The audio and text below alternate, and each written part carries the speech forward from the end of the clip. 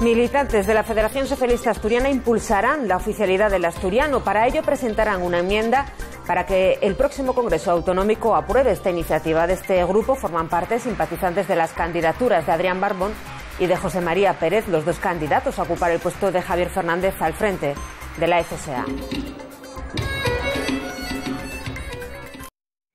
Y un grupo de militantes de la Federación Socialista Asturiana se propone impulsar la oficialidad del asturiano. De este grupo forman parte simpatizantes de las candidaturas de Adrián Barbón y de José María Pérez, los dos candidatos a ocupar el puesto de Fernández al frente de la FSA.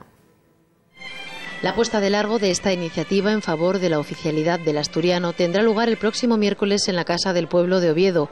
Estos militantes socialistas la formalizarán a través de una enmienda de sustitución del artículo 367 de la ponencia marco que se debatirá en el próximo Congreso Autonómico de la FSA, un congreso que se celebra en la capital asturiana del 29 de septiembre al 1 de octubre. Este grupo de militantes quiere que el asturiano sea, junto con el castellano, lengua oficial de Asturias en el momento en el que se produzca una reforma del Estatuto de Autonomía, tal y como establece la Constitución.